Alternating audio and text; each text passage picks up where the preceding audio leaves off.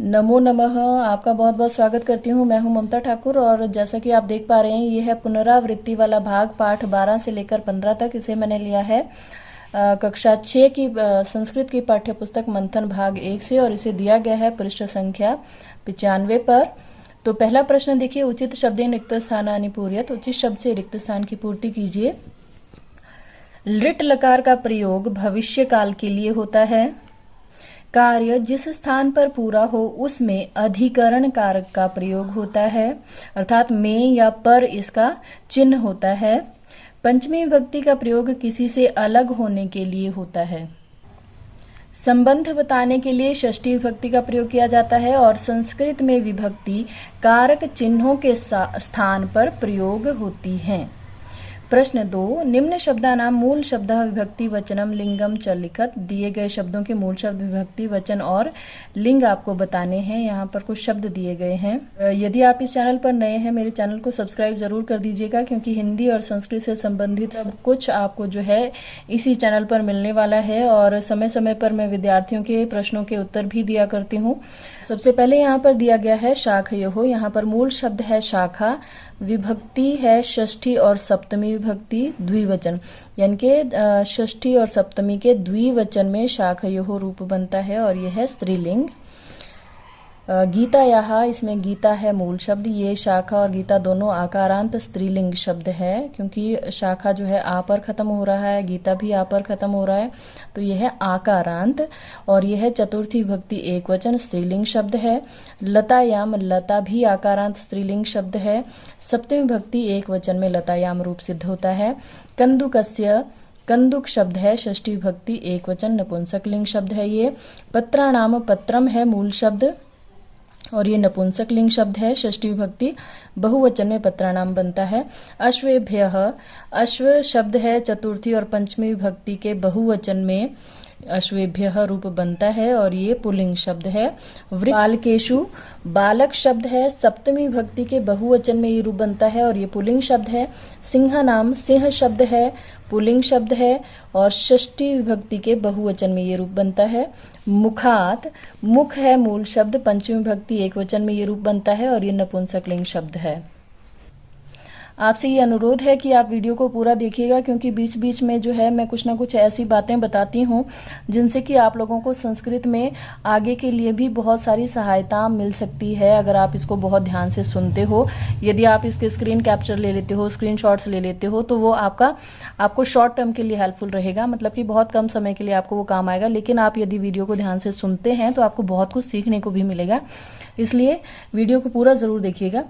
प्रश्न नाम उत्तराणी कोष्ठकात् चिनोत। प्रश्नों के उत्तर जो है कोष्ठक में से चुनिए। कोष्ठक यहाँ पर दिए गए हैं, इनमें से आपको उत्तर चुनने हैं।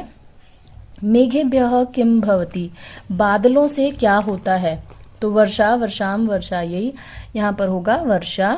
कस्य स्वरः मधुरः भवति, खगानाम, काकानाम, शुकानाम। खग कहते हैं पक्षियों को, काक कहते हैं कौवे को, और शुक कहते हैं तोते को। तो वैसे तो कौवे को छोड़कर तोते का स्वर भी मधुर कहा जा सकता है, पक्षियों का भी स्वर मधुर होता है, और तोता जो है पक्षी भी है, तो यहाँ पर खगा नाम करना सही रहेगा। जले के वसंती, जल में कौन रहते हैं? मीनाहा, खगाहा, काकाहा। मीनाहा कहते हैं मछलियों को, खग कहते हैं पक्षी को, और काकाहा मतलब कौवे, तो उत्तर होगा मीनाहा। भक्ताहा कुत्र अर्चयन्ति, भक्त कहाँ पर पूजा करते हैं? देवालये, विद्यालये, उद्याने। विद्यालय स्कूल को कहा जाता है, उद्यान कहा जाता है बाग को, और देवालय कहा जाता है मंदिर को, तो यहाँ पर उत्तर होगा देवालये। कस्मात बिना सफलता न भवति, परिश्रमेण, आलस्येन या पठनेन। किसके बिना सफलता नहीं मिलती? परिश्रम के बिना। आलस्य कहते हैं सुस्ती को, और पठन कहते हैं पढ़ाई को। लृट लकारे परिवर्त्य लिखत, लृट लकार में परिवर्तन करके लिखिए। यहाँ पर जो है लट लकार में कुछ वाक्य दिए गए हैं, यानी कि वर्तमान काल में ये वाक्य दिए गए हैं, इनको आपको लृट लकार भविष्य काल में इनको बदलना है। लृट लकार जो है भविष्य काल में प्रयोग किया जाता है। तो छात्राः गच्छन्ति, इसका लृट लकार रूप होगा छात्राः गमिष्यन्ति। वयं पठामः, वयं पठिष्यामः। जनाः ग्रामं गच्छन्ति, जनाः ग्रामं गमिष्यन्ति। खगाः खादन्ति, खगाः खादिष्यन्ति। विद्यालये अवकाशः अस्ति, विद्यालये अवकाशः भविष्यति, आवां स्वकार्यं कुर्वः, आवां स्वकार्यं करिष्यावः, मयूराः नृत्यन्ति, मयूराः नर्तिष्यन्ति, यहाँ पर मात्रा पर ध्यान दीजिएगा, नर्तिष्यन्ति होगा। यूयं पठत, यूयं पठिष्यत। निर्दिष्ट विभक्तियों में रूप लिखिए, यानी कि जो विभक्ति कही गई है उसमें रूप लिखिए। तो विद्या को जो है पंचमी विभक्ति में लिखिए।